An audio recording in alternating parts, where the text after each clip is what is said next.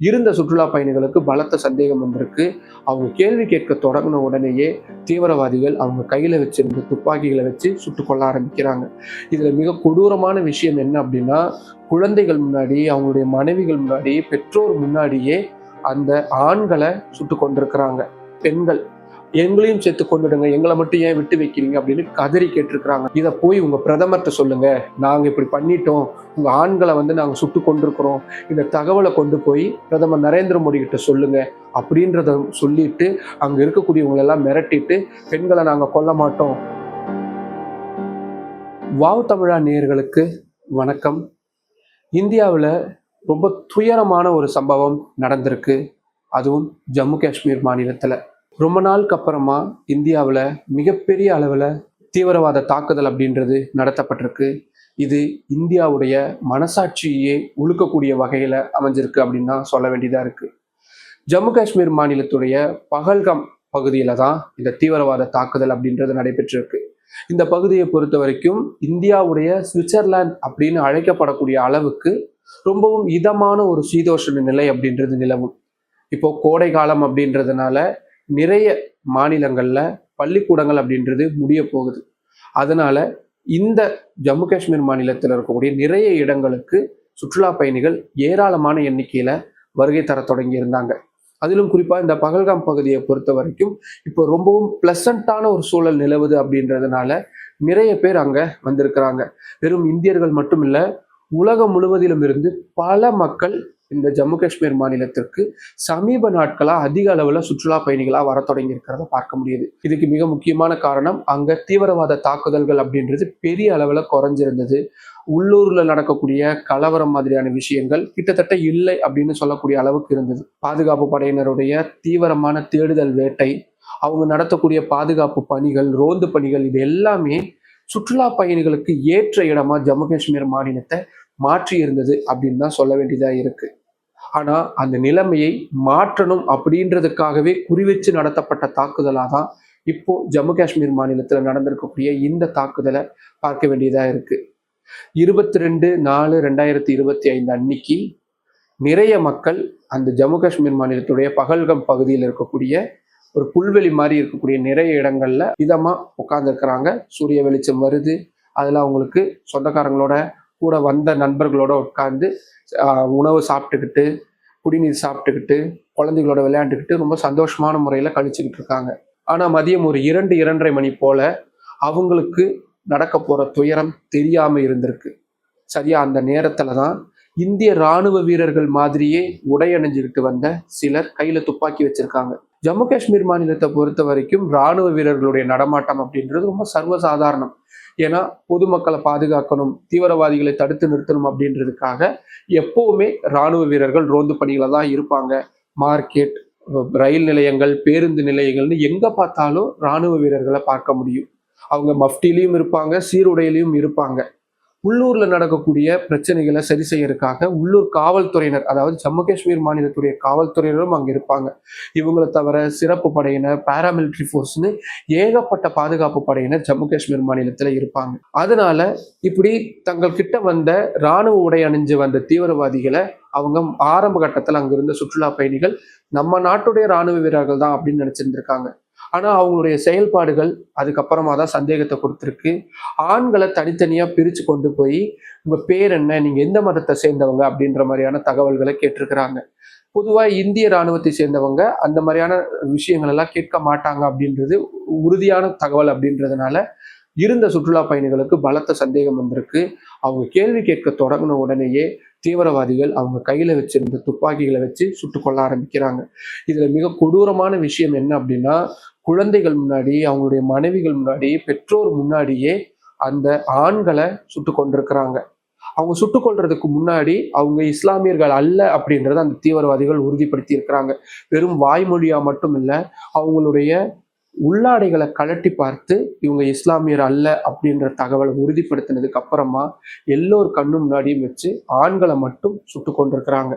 பதறி போன அவங்களுடைய மனைவிகளோ, அவங்களுடைய கூட வந்த உறவினர்களோ இல்லை மற்றவங்களோ எங்களையும் சேர்த்து கொண்டுடுங்க, அதாவது பெண்கள், எங்களையும் சேர்த்து கொண்டுடுங்க, எங்களை மட்டும் ஏன் விட்டு வைக்கிறீங்க அப்படின்னு கதறி கேட்டிருக்கிறாங்க. நாங்கள் உங்களுக்கு என்ன பண்ணோம், உங்களுக்கும் எங்களுக்கும் எந்த சம்மந்தமே இல்லை, அப்படி இருக்கும் பொழுது எங்களுக்கு ஏன் இந்த இவ்வளோ பெரிய கொடூரத்தை நடத்தினீங்க அப்படின்னு அவங்க அழுது கேட்ட பொழுது, இதை போய் உங்கள் பிரதமர்கிட்ட சொல்லுங்க, நாங்கள் இப்படி பண்ணிட்டோம், உங்கள் ஆண்களை நாங்கள் சுட்டு கொண்டிருக்கிறோம், இந்த தகவலை கொண்டு போய் பிரதமர் நரேந்திர மோடி கிட்ட சொல்லுங்க அப்படின்றத சொல்லிட்டு அங்கே இருக்கக்கூடியவங்களெல்லாம் மிரட்டிட்டு, பெண்களை நாங்கள் கொல்ல மாட்டோம், இதை உங்களை விட்டுட்டு போகிறது, இந்த இன்ஃபர்மேஷனை கொண்டு போய் நீங்கள் உங்களோட ஹையர் அத்தாரிட்டிஸ் கிட்ட உங்கள் இந்தியர்கள்ட்ட போய் சொல்லணும் அப்படின்றதுக்காக அப்படின்னு சொல்லிட்டு அங்கே இருந்தவங்களெல்லாம் வீடியோ எடுத்துட்டும் போயிருக்காங்க அப்படின்ற மாதிரியான தகவல்கள்லாம் சொல்லப்படுது.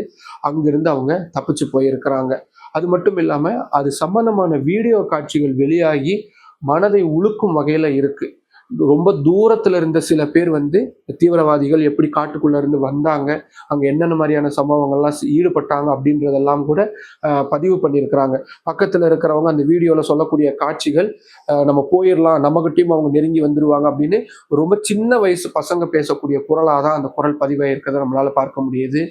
இந்த சுற்றுலா பயணிகள் பல கனவுகளோட தான் அந்த இடத்துக்கு வந்திருக்காங்க. இதுல நிறைய பேர் புதுசா திருமணமானவங்களாகவும் இருந்திருக்கிறாங்க. அவங்களுடைய கைகள்ல அந்த பாரம்பரியமா போடக்கூடிய வளையல் மாதிரியான விஷயங்கள்லாம் போட்டிருக்கிறதும், அவருடைய கணவன் இறந்து கிடக்கிறதும், அது பக்கத்துல மனைவி உட்கார்ந்து கதறி அழுகக்கூடிய காட்சியெல்லாம் எவ்வளவு கல் மனசா இருக்கக்கூடியவங்களுடைய மனசையும் கரைக்கக்கூடிய வகையில தான் இருக்கு அப்படின்றதுல மாற்று கருத்தே இல்லை.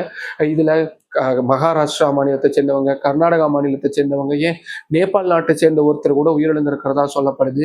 உத்தரப்பிரதேசம், ஹரியானா அப்படின்னு பல மாநிலங்களை சேர்ந்தவங்களும் இந்த தீவிரவாதிகள் நடத்தியிருக்கக்கூடிய கோழைத்தனமான இந்த துப்பாக்கி சூட்டில் உயிரிழந்திருக்கிறத வந்திருக்கக்கூடிய அதிகாரப்பூர்வ தகவல் படி நம்மளால் உறுதியாக சொல்ல முடியுது. இது வரைக்கும் 24 25 பேர் வரைக்கும் பலியாயிருக்கலாம் அப்படின்ற தகவல் சொல்லுது. ஆனால் அந்த எண்ணிக்கை மேலும் அதிகரிக்கிறதுக்கான வாய்ப்பு இருக்கு அப்படின்னு சொல்லப்படுது. இதுல தமிழ்நாட்டை சேர்ந்த 3 பேர் காயமடைஞ்சிருக்கிறதா முதல் கட்ட தகவல் சொல்லப்படுது. இதுல மிக மோசமான விஷயம், அந்த காயமடைஞ்ச ஒருத்தர் 80 வயசுக்கும் அதிகமானவர். அவரால் பெரிய அளவுல எந்த எதிர்ப்பையும் காட்ட முடியாத ஒருத்தரை பிடிச்சு தீவிரவாதிகள் இப்படியான தாக்குதலுக்கு உள்ளாக்கியிருக்காங்க. அவங்க எல்லாருமே இப்போ தீவிரமான முறையில சிகிச்சை பெற்று வர்றதையும் பார்க்க முடியுது. இது வெறும் அந்த சுற்றுலா பயணிகளை மட்டும் குறிவைத்து நடத்தப்பட்ட தாக்குதலா நம்ம சுருக்கி பார்க்கவே முடியாது. இந்தியாவின் மீது, இந்தியாவின் இறையாண்மையின் மீது நடத்தப்பட்ட தாக்குதலா தான் இதை நம்ம எடுத்துக்க வேண்டியதா இருக்கு அப்படின்றதுதான் மிக முக்கியமான விஷயம். இதுல இந்த தீவிரவாத தாக்குதலுக்கு பல்வேறு தரப்பிலிருந்தும் எதிர்ப்புகள் அப்படின்றது பதிவு செய்யப்பட்டிருக்குது. பிரதமர் நரேந்திர மோடி இந்த சம்பவத்துக்கு பின்னணியில் இருக்கக்கூடிய ஒருத்தரையும் நான் விட மாட்டேன் அப்படின்னு அவரு சொல்லரிச்சிருக்கிறாரு. மத்திய உள்துறை அமைச்சர் அமித்ஷா அவர்கள் உடனடியா ஜம்மு காஷ்மீர் மாநிலத்திற்கு விரைஞ்சிருக்கிறாரு. அங்க இருக்கக்கூடிய பாதுகாப்புத்துறை சம்பந்தமான அதிகாரிகள்கிட்ட அடுத்த நடவடிக்கை என்ன எடுக்கிறது அப்படின்ற சம்பந்தமான விஷயங்கள்ல அவரு டீட்டெயிலா டிஸ்கஸ் பண்ணிக்கிட்டு இருக்கிறாரு. குடியரசுத் தலைவர் திரௌபதி முர்மு இந்த சம்பவம் தனக்கு பெரும் மனவேதனையை கொடுத்திருக்கு அப்படின்னு அவங்களுடைய வருத்தத்தை பதிவு பண்ணியிருக்கிறாங்க. மக்களவையுடைய எதிர்கட்சி தலைவராக இருக்கக்கூடிய ராகுல் காந்தி தீவிரவாதிகள் நடத்தி இருக்கக்கூடியது கோழைத்தனமான சம்பவம் அப்படின்னு தனது கண்டனங்களை பதிவு பண்ணியிருக்கிறாரு. தமிழ்நாடு முதல்வர், ஒரிசா முதல்வர், உத்தரப்பிரதேச மாநில முதல்வர் அப்படின்னு அனைத்து மாநில முதல்வர்களும் ஒன்றிணைந்த குரல்ல இந்த தீவிரவாத தாக்குதலுக்கு கடுமையான கண்டனங்களை பதிவு செஞ்சிருக்கிறத பார்க்க முடியுது. இது வெறும் சுற்றுலா பயணிகள் அந்த சம்பந்தமான விஷயமா மட்டும் இல்லாம இனி வரக்கூடிய நாட்கள்ல ஜம்மு காஷ்மீர் மாநிலத்திலே முடக்கக்கூடிய அளவுக்கான ஒரு தீவிரவாத தாக்குதலா தான் பார்க்க வேண்டியதா இருக்கு. ஏன்னா தீவிரவாத தாக்குதல் சற்று குறைஞ்சு இப்பதான் அங்க புதிய ரயில் நிலையங்கள் உருவாக்கப்படுறது, வந்தே பாரத் ரயில் திட்டம் செயல்படுத்தப்படுறது அப்படின்ற வளர்ச்சி பணிகள் எல்லாம் கொஞ்சம் கொஞ்சமா நடந்துட்டு வரக்கூடிய சூழல்ல இப்படியான ஒரு தாக்குதல் பெரும் ஒரு பதற்றத்தை அந்த மாநிலம் முழுவதுமே ஏற்படுத்தியிருக்கு. இதுல மிக முக்கியமான விஷயம், இப்படி சுற்றுலா பயணிகள் போகக்கூடியவங்களுடைய எண்ணிக்கை இனி என்னவாகும் அப்படின்றதும் ரொம்ப ரொம்ப கவலைக்குரிய விஷயம். ஏன்னா ஜம்மு காஷ்மீர் மாநிலத்தை பொறுத்த வரைக்கும் சுற்றுலாவும் அவங்களுக்கு மிக முக்கியமான ஒரு துறையா இருக்கு. தீவிரவாத தாக்குதல் அந்த மாதிரியான விஷயங்கள்லாம் நடந்துட்டு இருந்தாலும் இது வரைக்கும் சுற்றுலா பயணிகள் மீது இப்படியான பெரிய அளவிலான தாக்குதல் நடத்தப்பட்டதில்லை. உள்ள இருக்கக்கூடிய மக்கள் ஒரு போராட்டங்கள்லையோ வன்முறைகளில் ஈடுபடும் போது கூட சுற்றுலா பயணிகள் எந்த வகையிலும் பாதிக்கப்படக்கூடாது அப்படின்றதுல ரொம்ப தெளிவா இருந்திருக்காங்க. நான் தனிப்பட்ட முறையில ஸ்ரீநகருக்கு நிறைய முறை போயிருக்கிறேன் அப்படின்றதுனால அங்க வெளியிருந்து வரக்கூடிய மாநில மக்களுக்கு அவங்க எந்த விதமான இடையூறும் வரக்கூடாது அப்படின்றதுல ரொம்ப தெளிவா இருப்பாங்க. ஆனா அதையும் தாண்டி உள்ளூர் மக்களும் பாதிக்கப்படணும் அப்படின்ற நோக்கத்தோட தான் தீவிரவாதிகள் இந்த தாக்குதலை நடத்தி இருக்கிறாங்க அப்படின்றதா பார்க்க வேண்டியதா இருக்கு. இந்த தீவிரவாத தாக்குதலுக்கு ஜம்மு காஷ்மீர் மாநில மக்கள் உடனடியாக ரியாக்ட் பண்ணியிருக்காங்க. இது கோழைத்தனமான ஒரு தாக்குதல், இதை நாங்கள் ஒருபோதும் ஏற்க மாட்டோம், இந்த தீவிரவாத தாக்குதலுக்கு நாங்கள் கண்டனம் தெரிவிக்கிறோம்னு சொல்லியிருக்கிறாங்க. அனந்த்நாக் மாதிரியான, பாராமுல்லா மாதிரியான தீவிரவாத அச்சுறுத்தல் நிறைய இருக்கக்கூடிய மாநிலங்கள்ல கூட அந்த உள்ளூர் மக்கள் கேண்டில் எடுத்துக்கிட்டு வெளியே வந்து இந்த தீவிரவாத தாக்குதலுக்கு எதிர்ப்பு பதிவு பண்ணியிருக்கிறாங்க. உயிரிழந்தவங்களுக்கு எங்களுடைய அஞ்சலியை செலுத்துறோம் அப்படின்னு சொல்லியிருக்கிறாங்க. இனி வரக்கூடிய நாட்கள்ல நிறைய டெவலப்மெண்ட்ஸ் இது சம்பந்தமா வரப்போகுது.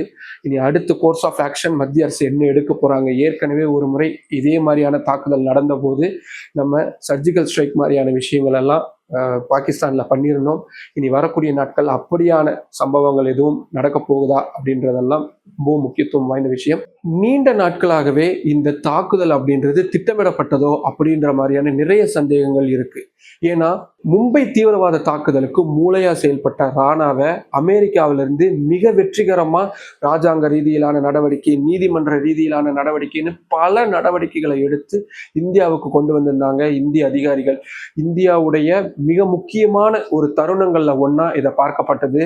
இன்னும் சொல்ல போனா கிட்டத்தட்ட 30 ஆண்டுகள் இதுக்காக மிக நீண்ட ஒரு சட்ட போராட்டத்தை இந்திய அரசு, அது காங்கிரஸ் அரசா இருக்கட்டும் இல்ல பாரதிய ஜனதா கட்சி அரசாகட்டும், எந்த அரசாங்கமாக இருந்தாலும் இதுக்கான மிக தீவிரமான முயற்சிகள்ல மேற்கொண்டு வந்தாங்க. வெறும் ஒரு மும்பை தீவிரவாத தாக்குதலுக்கு பின்னணி மட்டும் இல்லாம அடுத்தடுத்து யார் யாரெல்லாம் இந்த மாதிரியான தீவிரவாத தாக்குதல்களை இந்தியாவில் கட்டமைக்க இருந்தாங்க அப்படின்ற மாதிரியான நிறைய தகவல்களை ராணா கிட்ட இருந்து பெறுவதற்கான முயற்சிகள் மிக தீவிரமா முன்னெடுக்கப்பட்டு வந்தது. அது மட்டும் இல்லாம இந்த தீவிரவாத தாக்குதலுக்கு பின்னணியில யார் யாரெல்லாம் இருக்கிறாங்க, குறிப்பா பாகிஸ்தான்ல இருந்து யாரேனும் இதுக்கு உதவி செஞ்சிருக்காங்களா, இந்தியர்கள் யாரேனும் இதில் சம்பந்தப்பட்டிருக்கிறாங்களா அப்படின்ற மாதிரியான நிறைய தகவல்களை ராணா கிட்ட இருந்து பெறுவதற்கான முயற்சிகள் அப்படின்றது செயல்படுத்தப்பட்டு இருந்தது. ராணாவுடைய அந்த எக்ஸ்ட்ரடிக்ஷன், அந்த இந்தியாவுக்கு கொண்டு வந்த அந்த நடவடிக்கை அப்படின்றது உலக நாடுகள் பலதாலும் பெரிய அளவில் பாராட்டப்பட்டது. இஸ்ரேல், அமெரிக்கா மாதிரியான பல நாடுகள் தீவிரவாதத்துக்கு எதிரான இந்தியாவுடைய இந்த நடவடிக்கை ரொம்ப முக்கியமானது அப்படின்ற பாராட்டுகளை சொல்லிக்கிட்டு இருந்தாங்க. இதை அடிப்படையா வச்சு மற்ற நாடுகள்ல இருக்கக்கூடிய இந்தியாவுக்கு தீவிரவாத தாக்குதல்களை திட்டமிட்ட நிறைய பேரை இதே மாதிரியான வழிவகையில இந்தியாவுக்கு கொண்டு வருவதற்கான முயற்சிகள் எல்லாமும் மிக தீவிரமா எடுக்கப்பட்டுட்டு வந்த சூழல்ல தான் இப்படியான ஒரு தாக்குதல் ஜம்மு காஷ்மீர் மாநிலத்துல நடத்தப்பட்டிருக்கோ அப்படின்ற ஒரு சந்தேகம் அப்படின்றது எழுது. இந்த தீவிரவாத தாக்குதலுக்கு பின்னணியில் இருக்கக்கூடியவங்களுடைய மோட்டிவ் அப்படின்றது ரொம்ப தெளிவா புரியறத பார்க்க முடியுது. வயசானவங்க, ஆண்கள் அப்படின்ற பாகுபாடு இல்லாம அவங்க கொலை செஞ்சிருக்கிறது மூலியமா அவங்களுடைய கொடூர முகத்தை இந்தியர்களுக்கு காட்டணும் அப்படின்றதுதான் விரும்புறாங்க அப்படின்றதா புரிஞ்சுக்க வேண்டியதா இருக்கு. ஒரு பக்கம் வங்கதேசத்துல அங்க இருக்கக்கூடிய மைனாரிட்டிஸா இருக்கக்கூடிய இந்துக்கள் மீது தீவிரவாத தாக்குதல் நடத்தப்படுறது அப்படின்றதையும் நம்ம பார்த்துட்டு இருக்கிறோம். பாகிஸ்தான் நாட்டுல சில தினங்களுக்கு முன்னாடி பாகிஸ்தான்லோடைய அங்க பிறந்த இந்துவா வளர்ந்த ஒரு அமைச்சர் ஒருத்தர் மீதும் தீவிரவாத தாக்குதல் அப்படின்றது நடத்தப்பட்டிருக்கு. கோவில்கள் இடிக்கப்படுறது, அந்த மாதிரியான சம்பவங்கள் நிறைய நடந்துகிட்டு இருக்கக்கூடிய சூழல்ல இப்படியான நேரடி தாக்குதல் அப்படின்றது இந்தியாவிலேயே கட்டவிழ்த்து விடப்பட்டிருக்கிறது தான் ரொம்ப கவலைக்குரிய விஷயமா இருக்கு. இதுல மிக முக்கியமான விஷயம், இந்தியர்கள் அத்தனை பேருமே இதுல ஜாதி, மதம், மொழி, இனம் சார்ந்து எந்த ஒரு பிரிவினையும் இல்லாம ஒட்டுமொத்த குரலா இந்த தீவிரவாத தாக்குதலுக்கு கண்டனம் தெரிவிச்சிருக்கிறத பார்க்க முடியுது. அரசியல் கட்சிகள் அத்தனை பேருமே இதுக்கு தங்களது கடுமையான கண்டனங்களை பதிவு செஞ்சிருக்கிறாங்க. இது இப்ப நடந்துட்டு இருக்கக்கூடிய விஷயம் அப்படின்றது உள்ளுக்குள்ள நிறைய மொழி சம்பந்தமான பிரச்சனை நமக்குள்ள இருக்கும், நிறைய இனம் சார்ந்த பிரச்சனை, நிதி ஒதுக்கீடுல பாரபட்சம் காட்டுறாங்க அப்படின்ற மாதிரியான நிறைய விஷயங்கள் இருந்தாலும் கூட இது இப்போ நடந்திருக்கிறது இந்தியா மீது நடத்தப்பட்ட தாக்குதல். நான் இன்னைக்கு ஜம்மு காஷ்மீர் மாநிலத்தில் நடத்தப்பட்ட தாக்குதல் நாளைக்கு வேறு எங்கு வேணுமானாலும் திட்டமிடப்படலாம். அது மட்டும் இல்லாம தாக்குதலில் கொல்லப்பட்டிருக்கக்கூடியவங்க ஒரு குறிப்பிட்ட மாநிலத்தை சேர்ந்தவங்க மட்டும் இல்லை, ஜம்மு காஷ்மீர் மாநிலத்தை சேர்ந்த ஒருத்தரும் கொல்லப்பட்டிருக்கிறாரு. உத்தரப்பிரதேச மாநிலத்தை சேர்ந்தவங்க, மகாராஷ்டிரா மாநிலத்தை சேர்ந்தவங்களும், பல தரப்பு மாநிலத்தை சேர்ந்தவங்களும் சுட்டுக் கொல்லப்பட்டிருக்கிறாங்க. இது இத்தோட நின்றுமா அப்படின்ற ஒரு அச்சமும் இருக்கு. ஏன்னா இனி வேறு எங்கெங்கெல்லாம் இப்படி சுற்றுலா பயணிகளை குறி வச்சு அவங்க தாக்கறதுக்கு தயாரா இருக்கிறாங்க, இல்ல வேறு ஏதேனும் சதித்திட்டங்கள்லாம் ஈடுபட்டிருக்காங்களா அப்படின்ற மாதிரியான விஷயங்கள்லாம் ஒரு பக்கம் நடந்துட்டு இருக்கு. இதுல இன்னொரு மிக முக்கியமான விஷயம், இவ்வளவு சுற்றுலா பயணிகள் கூடி இருக்கக்கூடிய இடத்துல பாதுகாப்பு படையினர் எங்க போயிட்டாங்க அப்படின்ற மாதிரியான கேள்விகளும் இராணுவத்தின் மீதும் முன்வைக்கப்படுறத பார்க்க முடியுது. இன்டர்னல் ப்ராப் அப்படின்னு சொல்லப்படக்கூடிய உள்ளுக்குள்ள அவங்களுக்குள்ள நடக்கக்கூடிய விசாரணை முறை அப்படின்றதும் தொடங்கப்பட்டிருக்கு. இப்போதைக்கு முதல் விஷயம், யாரும் பேனிக் ஆகாம இருக்கணும், அதை தடுக்கிறதுக்கான நடவடிக்கை அப்படி நடத்தப்பட்டு இருக்கு.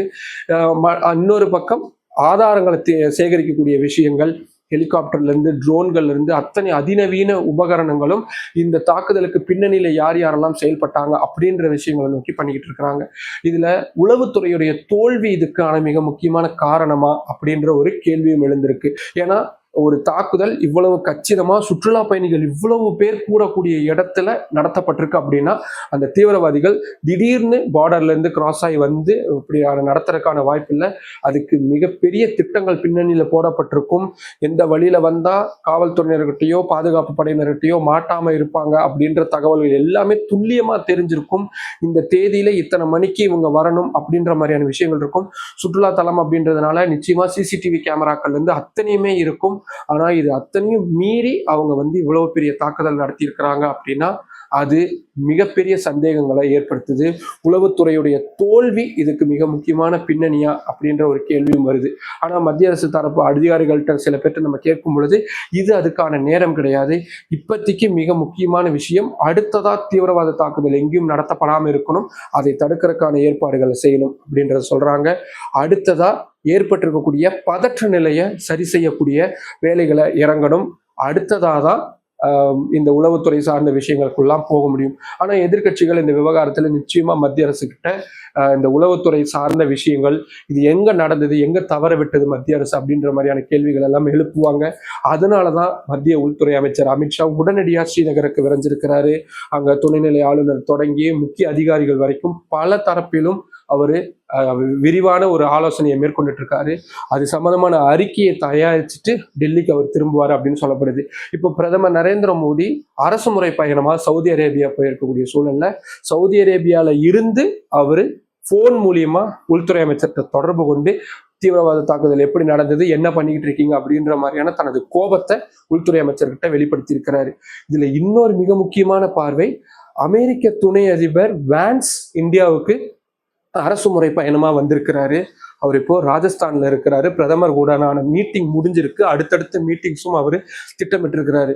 அப்படி இருக்கும் பொழுது ஒரு அமெரிக்காவுடைய துணை அதிபரோ ஒரு நாட்டுக்கு போறாங்கன்னா அவங்க நாட்டுடைய உளவு பிரிவும் நிறைய தகவல்களை சேகரிச்சு கொடுப்பாங்க.